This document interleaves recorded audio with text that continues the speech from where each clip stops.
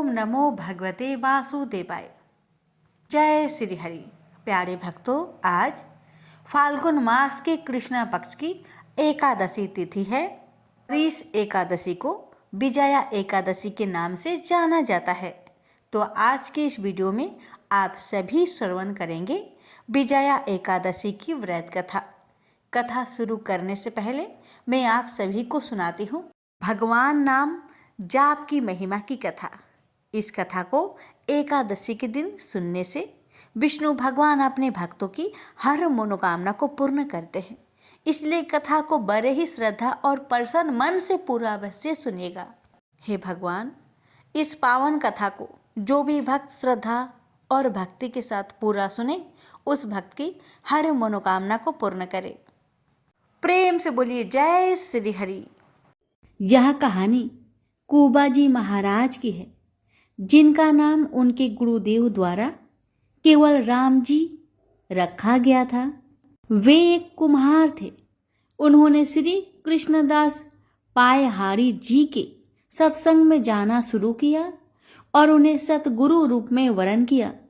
जाति से वे कुम्हार थे, लेकिन उनकी स्थिति महान संतों के समान हो गई थी। वे संतों की सेवा में लीन रहते थे। उन्होंने समझ लिया कि संत सेवा ही भगवत कृपा का मुख्य साधन है। यदि संतों की आराधना की जाए तो भगवान को प्राप्त करना सहज हो जाता है। कोई भी वैष्णव या संत उनके घर आता तो वे उनका आदर पूर्वक सत्कार करते। उनके घर में साधु संतों का आना जाना लगा रहता था। वे महीने में केवल 30 बर्तन बनाते थे और उनमें से रोज केवल एक ही बेचते थे। इस सीमित कमाई से ही वे अपने परिवार का भरण पोषण करते और शेष धन से संत सेवा करते थे। वे अधिक बर्तन इसलिए नहीं बनाते थे क्योंकि उनका मत था कि यदि हम अधिक व्यापार और सांसारिक गतिविधियों में उलझ जाएंगे तो हमारा मन आंतरिक भजन में नहीं लगेगा। एक दिन उनके घर में बहुत से संतों की मंडली आई, किंतु उनके घर में संत सेवा के लिए कोई व्यवस्था नहीं थी। उन्होंने पत्नी से कहा, अब हमें किसी से उधार लेना पड़ेगा। संत आए हैं और वे भूखे नहीं रह सकते।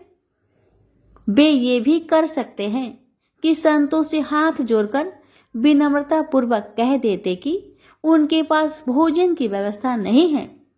लेकिन उनके प्रेमी हृदय ने यह स्वीकार नहीं किया। उन्होंने सोचा, संतों की सेवा के लिए ऋण भी लेना पड़े तो कोई दोष नहीं। वे एक महाजन के पास गए और कहा, हमारे घर 20-25 संत आए हैं, उनके लिए भोजन सामग्री चाहिए, कृपया हमें उधार दीजिए, हम धीरे धीरे इसे चुका देंगे। अधिकांश महाजनों ने यह कहकर मना कर दिया कि यह गरीब आदमी है, इसे उधार देने का कोई लाभ नहीं। लेकिन एक चतुर महाजन ने कहा, यदि तुम मेरा एक काम कर दो तो जितनी भी सामग्री चाहिए मैं दे सकता हूं। कुबाजी महाराज ने पूछा, आपका क्या काम है? महाराज ने कहा, हमारे कुएं की खुदाई का काम रुका हुआ है। यदि तुम उसे पूरा कर सको तो मैं तुम्हें संत सेवा के लिए सामग्री दे दूंगा। यह सुनकर कुबाजी महाराज ने खुश होते हुए सहमति दे दी। कुबाजी ने संतों की सेवा के लिए उधार लेना भी स्वीकार कर लिया। वे भक्तों की सेवा में इतने तन्मय थे कि उन्होंने सेवा की सामग्री ली और संतों की सेवा की। उनकी पत्नी भी इस सेवा में सहभागी बनी। फिर वे दोनों तय किया हुआ कार्य करने के लिए वापस आए। वे खुदाई करते हुए हर फावड़े के साथ राम नाम का उच्चारण करते। पत्नी मिट्टी बाहर फेंकती और वे वापस में भी ईश्वर के नाम लेकर ही संवाद करते। उन्हें मेहनत करता देखकर महाजन को तो आनंद हो गया। वह सोचने लगा कि थोड़ी सामग्री देकर उसने बहुत बड़ा कार्य करवा लिया। जैसे जैसे फावड़ा चलता, केवल राम जी सिया राम कहते मिट्टी निकालकर तसले में रखते और संकेत में अपनी पत्नी से कहते सियाराम अर्थात उठाओ, फिर वे कहते सियाराम और वह मिट्टी उठाती। इस प्रकार वे दोनों एक एक कदम आगे बढ़ते। अब वे कुआं खोदने में तत्लीन हो गए। खुदाई के दौरान मिट्टी खिसकने लगी क्योंकि चारों ओर रेतीली मिट्टी थी। कुछ ही समय में हजारों मन मिट्टी खिसक गई। कुआं गहरा हो चुका था और अब बस पानी निकलने की ही देरी थी कि अचानक ऊपर की पहाड़ी धंस गई और केवल राम जी मिट्टी के नीचे दब गए।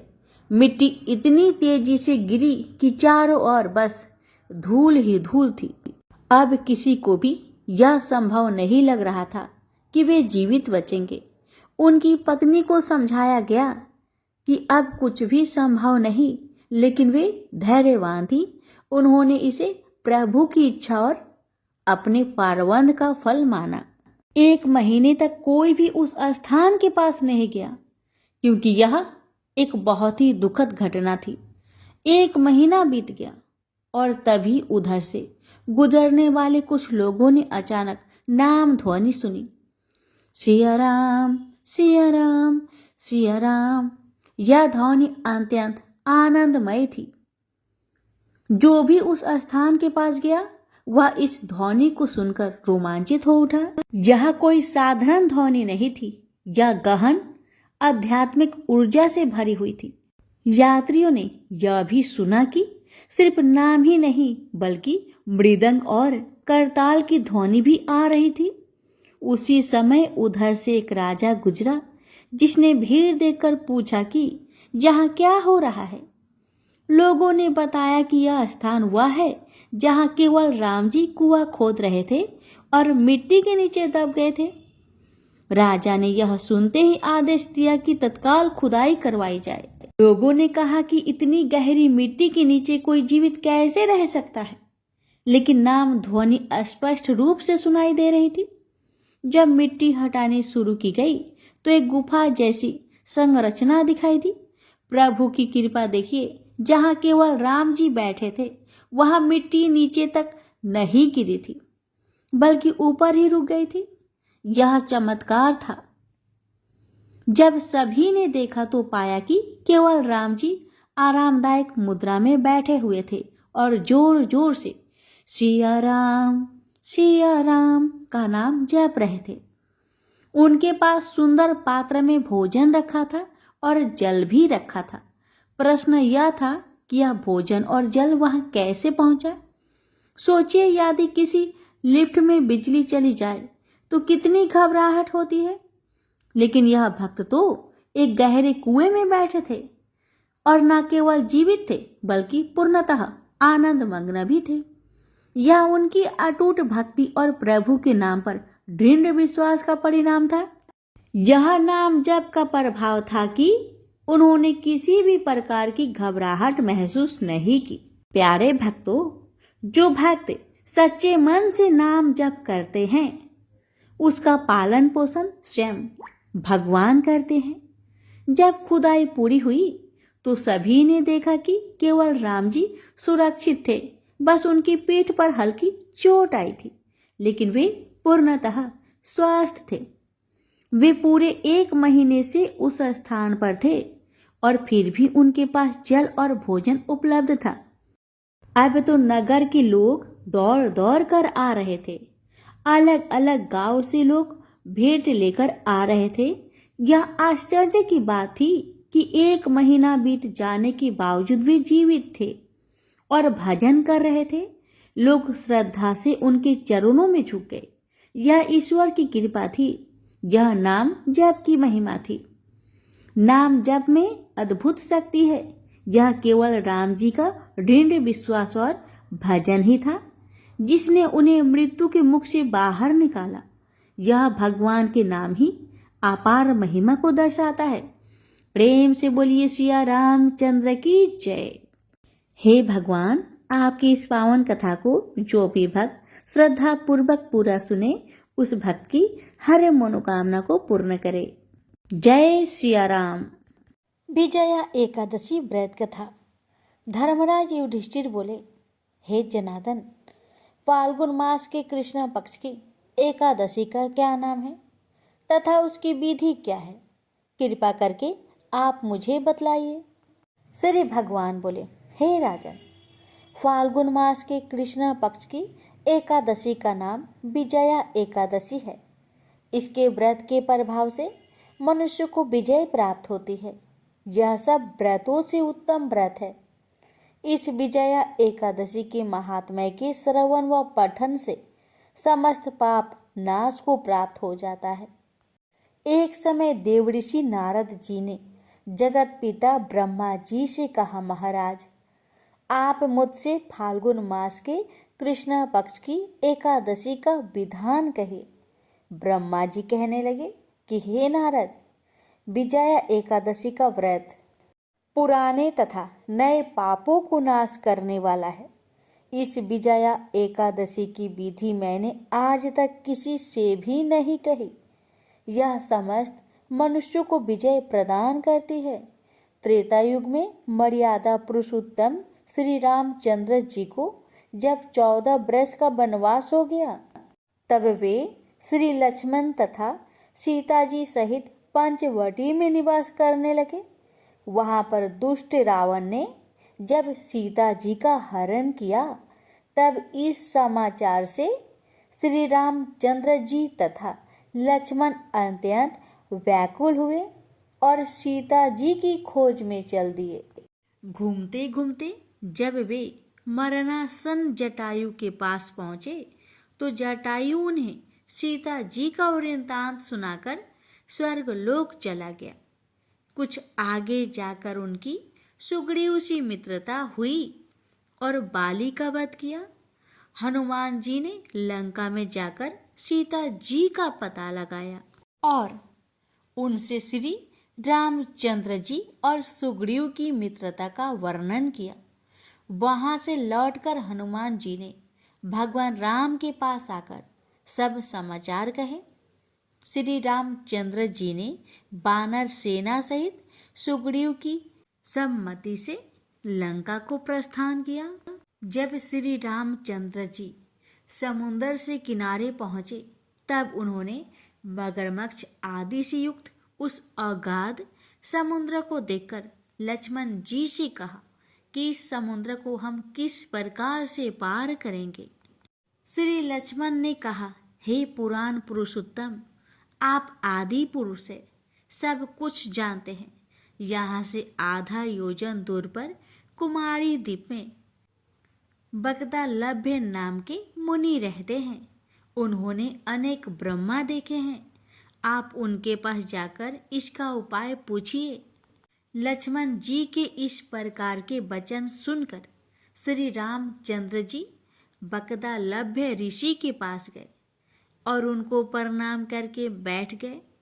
मुनि ने भी उनको मनुष्य रूप धारण किए हुए पुराण पुरुषोत्तम समझकर उनसे पूछा कि हे राम, आपका आना कैसे हुआ। रामचंद्र जी कहने लगे कि हे ऋषि, मैं अपनी सेना सहित यहाँ आया हूँ और राक्षसों को जीतने के लिए लंका जा रहा हूँ। आप कृपा करके समुद्र पार करने का कोई उपाय बतलाइए। मैं इसी कारण आपके पास आया हूँ। बगदालभ्य ऋषि बोले कि हे राम, फाल्गुन मास के कृष्णा पक्ष की एकादशी का उत्तम व्रत करने से निश्चय ही आपकी विजय होगी, साथ ही आप समुद्र भी अवश्य पार कर लेंगे। इस व्रत की विधि यह है कि दशमी के दिन स्वर्ण, चांदी, तांबा या मिट्टी का एक घड़ा बनाए। उस घड़े को जल से भरकर तथा 5 पल्लव रख वेदिका पर स्थापित करें। उस घड़े के नीचे सतनजा और ऊपर जौ रखे। उस पर श्री नारायण भगवान की स्वर्ण की मूर्ति स्थापित करें। एकादशी के दिन स्नान आदि से निवृत्त होकर धूप, दीप, नैवेद्य, नारियल आदि से भगवान की पूजा करें। तत्पश्चात घड़े के सामने बैठकर दिन व्यतीत करें और रात्रि को भी उसी प्रकार बैठे रहकर जागरण करें। द्वादशी के दिन नित्य नियम से निवृत्त होकर उस घड़े को ब्राह्मण को दे दे। हे राम, यदि तुम भी इस व्रत को सेनापतियों सहित करोगे तो तुम्हारी विजय अवश्य होगी। श्री रामचंद्र जी ने ऋषि की कथा अनुसार इस व्रत को किया और इसके प्रभाव से दैत्यों पर विजय पाई। अतः हे राजन, जो कोई मनुष्य विधि पूर्वक इस व्रत को करेगा, दोनों लोकों में उसकी अवश्य विजय होगी। श्री ब्रह्मा जी ने नारद जी से कहा था कि हे पुत्र, जो कोई इस व्रत के महात्म्य को पढ़ता या सुनता है, उसको वाजपेयी यज्ञ का फल प्राप्त होता है। प्रेम से बोलिए लक्ष्मीपति विष्णु भगवान जी की जय। सियावर रामचंद्र की जय। एक बार माता लक्ष्मी भगवान विष्णु से पूछती है, हे स्वामी, तुलसी के पास दीपक जलाने का क्या महत्व है और रोज शाम को तुलसी के पास दिया क्यों जलाया जाता है? इससे मनुष्य को कौन सा फल प्राप्त होता है? तुलसी के पास दीपक जलाने की विधि क्या है तथा दीपक जलाते समय कौन से मंत्र का उच्चारण करना चाहिए? कृपया आप मुझे विस्तार से बतलाइए। तब भगवान विष्णु जी कहते हैं, हे देवी, आज आपने समस्त मानव जाति के कल्याण के लिए बहुत ही महत्वपूर्ण प्रश्न किया है। आपके इस प्रश्न का उत्तर देने से पूर्व मैं आपको एक प्राचीन कथा सुनाता हूं, जिससे आपको सभी प्रश्न के उत्तर मिल जाएंगे। इसलिए आप इस कथा को बड़े ही श्रद्धा प्रसन्नचित पूर्वक पूरा सुनिए। इस कथा को ध्यान से पूरा सुनने मात्र से ही मनुष्य को, भक्तों को 100 वर्षों तक तुलसी के पास दीपक जलाने का पुण्य प्राप्त हो जाता है। फिर माता लक्ष्मी कहती है, हे स्वामी, हे भगवान, मैं इस कथा को सुनने के लिए बड़ी उत्सुक हूं। कृपया आप इस कथा को सुनाना प्रारंभ कीजिए। तब भगवान विष्णु माता लक्ष्मी को वह कथा सुनाने लग जाते हैं कि हे देवी, पूर्व काल की बात है। दक्षिण दिशा में तुंगभद्रा नाम की एक बहुत बड़ी नदी है। इस नदी के किनारे पर हरिहरपुर नाम का एक अत्यंत सुंदर नगर बसा हुआ था। उसी नगर में काशी नाम के एक ब्राह्मण निवास करते थे। वे अत्यंत गुणवान, चरित्रवान, धर्म कार्य करने वाले तथा वेदों के मार्ग पर चलने वाले थे। उन्होंने समस्त शास्त्र का अध्ययन किया हुआ था। उस ब्राह्मण की एक पत्नी थी, जिसे लोग दुराचार कहकर पुकारते थे, क्योंकि उसके कर्म ही उसके नाम के अनुसार थे। वह सदैव ही अपने पति को अपमानित करती थी। वह अपने पति के लिए कुवाच्य कहती रहती, पति को भयंकर दुख देती थी, पति के लिए कभी भोजन नहीं बनाती थी, अपने पति के साथ कभी शयन नहीं किया, कभी उसके साथ प्रेम से व्यवहार तक नहीं किया। पति के मित्र, परिवार के लोग घर पर आते तो वह स्त्री उनको अपमानित करके घर से भगा देती थी और स्वयं काम भाव से उन्मत्त होकर निरंतर अन्य वैभवचारिणी स्त्रियों के साथ घूमा करती थी। उसका मन पति को छोड़कर पराये पुरुष में लगा रहता था। उसने कभी अपने पति से प्रेम से बात तक नहीं की, किंतु पराये पुरुषों के संग बैठकर बातें करती थी। पराये पुरुषों को मोहित करने के लिए बड़े ही सज धज कर गांव में घूमने जाया करती थी। कभी वह वन में किसी वृक्ष के नीचे खड़ी रहकर सुंदर पुरुषों की राह देखने लगती और किसी दुष्ट पुरुष को मोहित करके उसके संग भोग विलास किया करती थी। फिर एक दिन वह दुराचारिणी स्त्री वन में जाकर एक वृक्ष के नीचे खड़ी हो गई। उसका चित्त काम से भरा हुआ था। वह किसी सुंदर कामी पुरुष की राह देख रही थी, किंतु बहुत समय निकलने के बाद भी उस स्थान पर कोई पुरुष नहीं आया। इसलिए वह अत्यंत दुखी हो गई और प्रियतम की खोज में इधर उधर देखने लगी। उस दिन उसका सारा परिश्रम व्यर्थ हो गया। वहां पर खड़ी होकर वह नाना प्रकार की बातें कहकर विलाप करने लगी। हाय, आज तो इस मार्ग से कोई भी सुंदर पुरुष नहीं आया। अब मैं कैसे अपने काम वासना को शांत करूं? क्या करूं? आज की रात कैसे बीतेगी? यह सोचकर वह जोर जोर से रोने लगी। उस जंगल में एक भयानक बाघ निवास करता था। उस पापिनी स्त्री की आवाज सुनकर वह जाग गया और उछलकर उस स्त्री का भक्षण करने के लिए उसके पास आ गया। उस भयंकर बाघ को देखकर उस स्त्री के पसीने छूटने लगे। वह थर थर कांपने लगी। वह स्त्री कुछ करती, इतने में ही उस बाघ ने अपने पंजे से उसे घायल कर दिया और वह स्त्री जमीन पर गिर पड़ी। जमीन पर गिरते ही वह स्त्री चिल्लाते हुए बोली, अरे बाघ, तू किस लिए यहाँ पर आया है? मुझे क्यों मार रहा है? मैं यहाँ पर अपने प्रियतम को खोज रही हूँ। तू मुझे छोड़ दे। मेरा भक्षण करके तुझे क्या मिलेगा?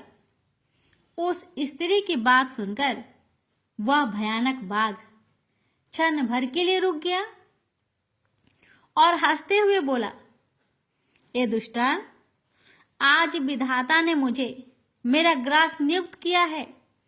तुझ जैसी पापिनी स्त्रियों का भक्षण करना ही मेरा काम है। तभी मुझे इस शरीर से मुक्ति मिलेगी। बाघ की बात सुनकर वह स्त्री कहने लगी, हे बाघ, तुम कौन हो? मुझे सच सच बताओ, तुम्हें किस कारण से बाघ की योनि में जन्म लेना पड़ा और तुम मुझ जैसी स्त्रियों का भक्षण क्यों करते हो? पहले मुझे सारी बात बताओ और फिर मेरा भक्षण करो। फिर बाघ कहने लगा, हे पापिनी, मैं तुझे मेरे पूर्व जन्म का वृत्तांत सुनाता हूं कि किस कारण मुझे बाघ बनना पड़ा। पूर्व काल में दक्षिण देश में एक नदी थी। उस नदी के तट पर एक नगरी बसी हुई थी। उस नगरी में मैं निवास करता था। मैं एक ब्राह्मण का पुत्र था और नदी किनारे बैठकर यज्ञ आदि कार्य किया करता था। मैंने उस जन्म में अनेक पापियों के लिए यज्ञ किया। उन पापियों के घर का भोजन किया। मैंने धन के लोभ से अनेक पापियों के लिए कार्य किए। जिन वस्तुओं का दान ब्राह्मण को नहीं लेना चाहिए, उन वस्तुओं का दान मैंने ग्रहण किया और दूसरों से धन लेता था, लेकिन कभी वापस नहीं करता था। इस प्रकार से पाप करते हुए मुझे बहुत साल बीत गए और मैं बूढ़ा हो गया। मेरे बाल दाढ़ी सब सफेद हो गए, आंखें सूज गई, मुंह के सारे दांत गिर गए, लेकिन फिर भी मेरी दान लेने की आदत नहीं छूटी और मैं पाप करता गया। फिर एक दिन मैं धन के लोभ से नदी किनारे गया और अन्य धूर्त ब्राह्मणों के साथ मिलकर हमने लोगों को ठगा। झूठे मंत्र का कथन बोलकर हमने बिना विधि विधान से किए ही देवी देवताओं का पूजन किया और बहुत सारा धन दान में ले लिया। फिर उसी स्थान पर एक बीमार कुत्ते ने मेरे पैर में काट लिया और मैं मूर्छित होकर गिर पड़ा। उसी क्षण मेरे प्राण भी चले गए। फिर यम के दूत उस स्थान पर प्रकट हुए और मुझे पकड़कर यमपुरी ले गए। वहां पर यमराज ने चित्रगुप्त से मेरे कर्मों का लेखा जोखा निकालने के लिए कहा। फिर चित्रगुप्त कहने लगे, हे धर्मराज, इस ब्राह्मण ने घोर पाप किए हैं। इसने दूसरे से झूठ कहकर धन लूटा है, विधि विधान से पूजा ना करके झूठ मंत्र बोलकर भगवान का अपमान किया है, इसलिए यह पापी ब्राह्मण केवल नरक ही जाने के योग्य है। फिर यमराज ने अपने दूतों को आदेश देकर मुझे नरक की अग्नि में डाल दिया। अनेक वर्षों तक नरक की सजा भोगने के बाद मुझे बाघ का शरीर प्राप्त हुआ और मैं इस दुर्गम वन में निवास करने लगा। मैं अपने पूर्व जन्म के पापों को याद करके कभी भी कोई भी महात्मा पुरुष या फिर साधु संत हो, सती स्त्रियों का मैं भक्षण नहीं करता हूँ। मैं केवल पापी, दुराचारिणी तथा उल्टा स्त्रियों का ही भक्षण करता हूँ ताकि मुझे पाप से मुक्ति मिल जाए। इस प्रकार से उस बाघ ने अपने पूर्व जन्म का पूरा कथा उस पापिनी को सुना दिया और फिर उस स्त्री से कहने लगा, हे पापिनी, तेरे आचरण से तू उल्टा दिखाई पड़ती है। अपने पति को छोड़कर तू इस वन में अन्य पुरुष के साथ भोग विलास करने आई है, इसलिए आज तो तू मेरा ग्रास अवश्य बनेगी। इतना कहकर उस बाघ ने अपने तीक्ष्ण नाखून से उस पापिनी स्त्री के टुकड़े टुकड़े करके उसे खा लिया। फिर उस स्थान पर यम के दूत प्रकट हुए और उस पापिनी स्त्री को उठाकर यमपुरी ले गए। वहां पर उसे यमराज के सामने खड़ा किया गया। फिर चित्रगुप्त ने उस स्त्री का लेखा जोखा निकालते हुए यमराज जी से कहने लगे, हे धर्मराज, यह स्त्री तो अत्यंत पापिनी है। इसने घोर पाप किए हैं। इसने व्यभिचार किया है। इसने अपनी पति की कभी सेवा नहीं की। अपने पति को भूलकर पराये पुरुषों के संग भोग विलास किया करती। उसके पाप को सुनकर यमराज जी ने उस स्त्री को अग्नि से भरे हुए कुंडों में डालने का आदेश दिया। अनेक वर्षों तक उसे उस कुंड में पकाया गया। फिर उसे निकालकर दूसरे नरक में डाल दिया गया। इस प्रकार से उसे अनेक वर्षों तक अलग अलग नरकों में डाला गया और नरकों में डालने के बाद वह महापापी स्त्री पुनः पृथ्वी लोक पर आकर चांडाल के रूप में उत्पन्न हुई। चांडाल के घर में जन्म लेकर वह फिर से अनेक पाप करने लगी, व्यभिचार करने लगी, अनेक पापी पुरुषों के संग विहार करने लगी। कुछ समय बाद पूर्व जन्म के पापों के कारण उसे कोढ़ का रोग हो गया और वह भयानक पीड़ा सहन करने लगी। उसका अंग अंग जलने लगा। उसके नेत्रों में पीड़ा होने लगी। इस दुख को सहन करती हुई अपना जीवन को बिता रही थी। फिर एक दिन वह तीर्थ में स्नान करने के उद्देश्य से अनंतपुरा में चली गई। वहां पर वह एक आश्रम के बाहर निवास करने लगी। वहां उस आश्रम में एक तुलसी जी का पौधा था। अन्य स्त्रियों को वहां पर तुलसी जी के पास दीपक जलाते हुए देखकर उस महापापी स्त्री ने भी वही किया। उसने तुलसी जी के पौधे के पास जाकर एक घी का दीपक जला दिया। फिर उसी रात हृदय घात से उसकी मृत्यु हो गई और यमराज के दूत उसे लेने के लिए आ गए। जैसे ही यम के दूत उस पापी स्त्री को पास में बांध कर ले जाने लगे, वैसे ही भगवान विष्णु के दो पार्षद उस स्थान पर प्रकट हुए और उन्होंने उन दोनों को रोक लिया और कहने लगे, हे दूतों, इस स्त्री को तुम छोड़ दो। यह नरक जाने की योग्य नहीं है। तुम किसके आदेश से ऐसा अधर्म कर रहे हो? फिर यम के दूत कहने लगे, हे पार्षदों, हम यमराज के आदेश से इस पापी स्त्री को उठाकर ले जा रहे हैं, किंतु आप हमें किस कारण से रोक रहे हैं? यह स्त्री अत्यंत पापी है, महापापी है। इसने बहुत घोर पाप किए हैं।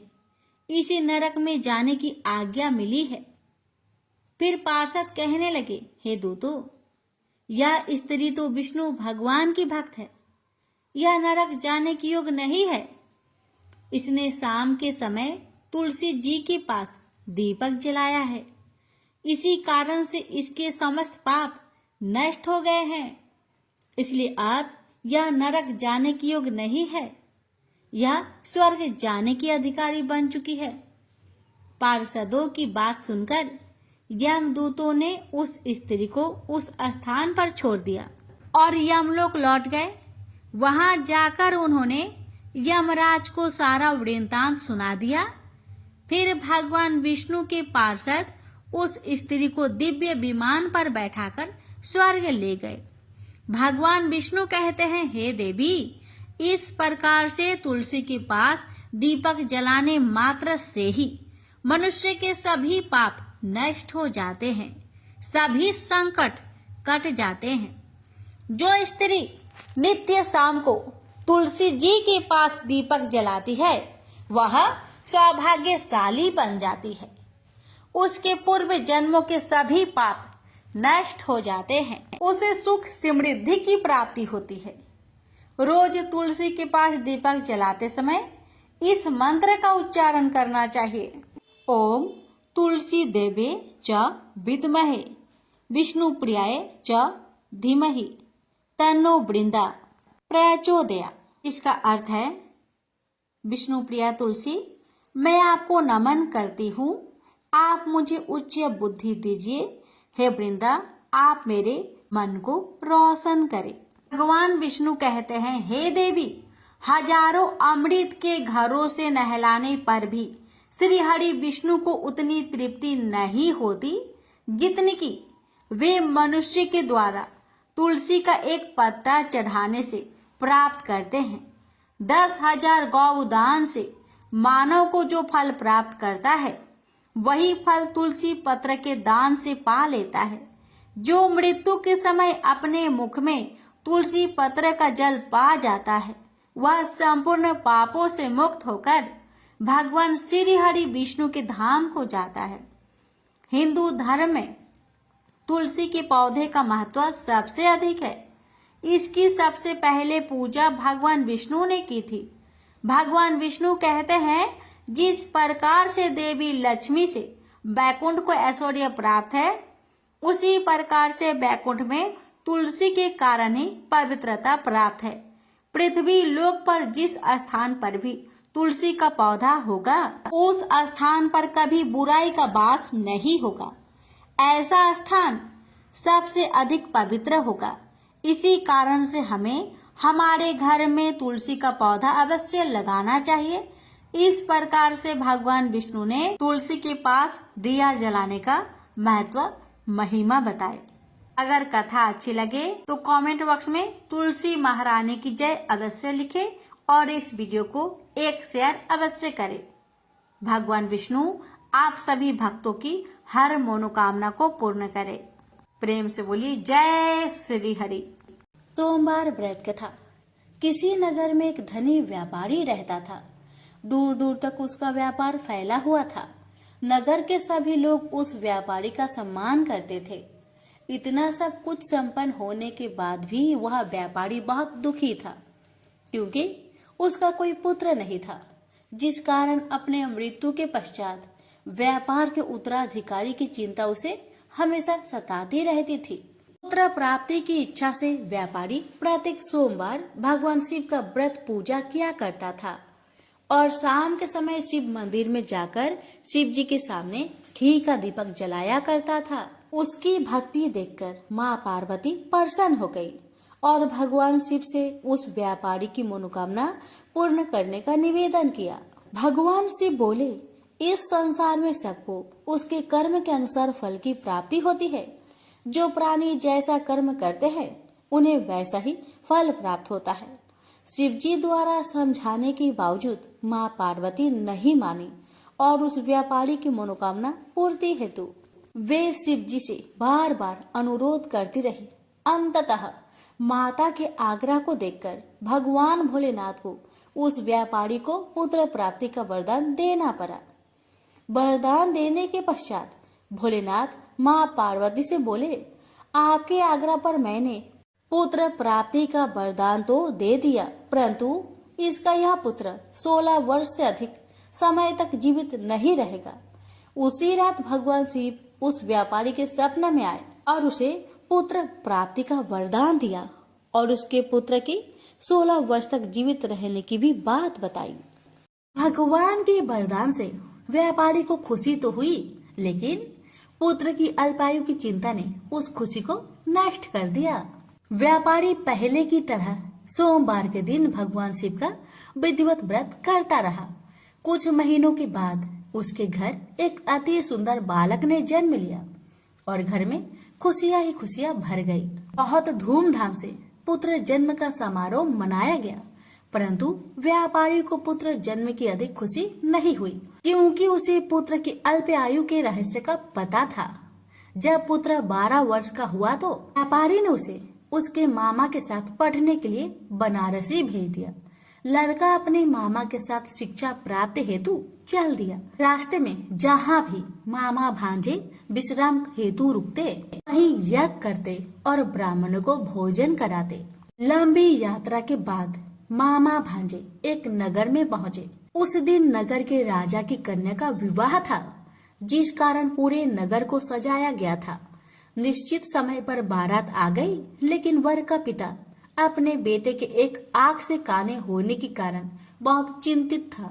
उसे भय था कि इस बात का पता चलने पर कहीं राजा विवाह से इनकार न कर दे, इससे उसकी बदनामी भी होगी। जब वर के पिता ने व्यापारी के पुत्र को देखा तो उसके मस्तिष्क में एक विचार आया। उसने सोचा, क्यों ना इस लड़के को दुल्हा बनाकर राजकुमारी से विवाह करा दूं। विवाह के बाद इसको धन देकर विदा कर दूंगा और राजकुमारी को अपने नगर ले जाऊंगा।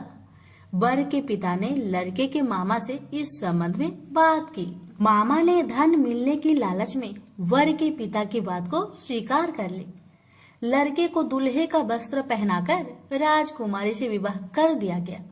राजा ने बहुत सारा धन देकर राजकुमारी को विदा किया। शादी के बाद लड़का जब राजकुमारी के साथ लौट रहा था तो वह सच नहीं छिपा सका और उसने राजकुमारी की ओढ़नी पर लिख दिया, राजकुमारी, तुम्हारा विवाह मेरे साथ हुआ था।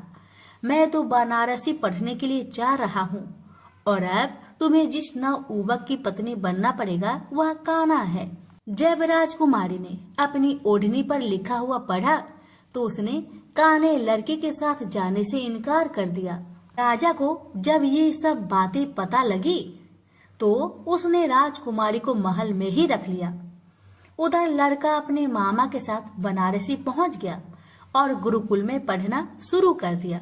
जब उसकी आयु 16 वर्ष की हुई तो उसने यज्ञ किया। यज्ञ की समाप्ति पर ब्राह्मणों को भोजन करवाया और खूब अन्य वस्त्र दान किए। रात को वह अपने शयन कक्ष में सो गया। शिव के वरदान के अनुसार शयन अवस्था में ही उसके प्राण पेखरू उड़ गए। सूर्योदय पर मामा मृत भांजे को देखकर रोने पिटने लगा। आसपास के लोग भी एकत्र होकर दुख प्रकट करने लगे। लड़के के मामा के रोने विलाप करने के स्वर समीप से गुजरते हुए भगवान शिव और माता पार्वती ने भी सुने। माता पार्वती ने भगवान से कहा, प्राणनाथ, मुझे इसके रोने का स्वर सहन नहीं हो रहे। आप इस व्यक्ति के कष्ट को अवश्य दूर करें। भगवान शिव ने माता पार्वती के साथ अदृश्य रूप में समीप जाकर देखा तो भोलेनाथ माता पार्वती से बोले, यह तो उसी व्यापारी का पुत्र है जिसे मैंने 16 वर्ष की आयु का वरदान दिया था। इसकी आयु पूरी हो गई है। माँ पार्वती ने फिर भगवान शिव से निवेदन कर उस बालक को जीवन देने का आग्रह किया। माता पार्वती के आग्रह पर भगवान शिव ने उस लड़के को जीवित होने का वरदान दिया और कुछ ही पल में वह जीवित होकर उठ बैठा। शिक्षा समाप्त करके लड़का मामा के साथ अपने नगर की ओर चल दिया। दोनों चलते हुए उसी नगर में पहुंचे जहां उसका विवाह हुआ था। उस नगर में भी यज्ञ का आयोजन किया। समीप से गुजरते हुए नगर के राजा ने यज्ञ का आयोजन देखा और उसने तुरंत ही लड़के और उसके मामा को पहचान लिया। यज्ञ के समाप्त होने पर राजा मामा और लड़के को महल में ले गया और कुछ दिन उन्हें महल में रखकर बहुत सा धन वस्त्र आदि देकर राजकुमारी के साथ विदा कर दिया। इधर भूखे प्यासे रहकर व्यापारी और उसकी पत्नी बेटे की प्रतीक्षा कर रहे थे। उन्होंने प्रतिज्ञा कर रखी थी कि यदि उन्हें अपने बेटे की मृत्यु का समाचार मिला तो दोनों अपने प्राण त्याग देंगे। परंतु जैसे ही उसने बेटे के जीवित वापस लौटने का समाचार सुना तो वह बहुत परेशान हुआ। वह अपनी पत्नी और मित्रों के साथ नगर के द्वार पर पहुंचा। अपने बेटे के विवाह का समाचार सुनकर पुत्र वधू राजकुमारी को देखकर उसकी खुशी का ठिकाना न रहा। उसी रात भगवान शिव ने व्यापारी को सपने में आकर कहा, हे श्रेष्ठी, मैंने तेरे सोमवार व्रत करने और व्रत कथा सुनने से प्रसन्न होकर तेरे पुत्र को लंबी आयु प्रदान की है। पुत्र की लंबी आयु जानकर व्यापारी बहुत प्रसन्न हुआ। शिव भक्त होने तथा सोमवार का व्रत करने से व्यापारी की सभी मनोकामनाएं पूर्ण हुई। इसी प्रकार जो भक्त सोमवार का विधिवत व्रत करते हैं और व्रत कथा सुनते हैं उनकी सभी इच्छाएं पूरी होती है। बोलिए उमापति शंकर भगवान की जय।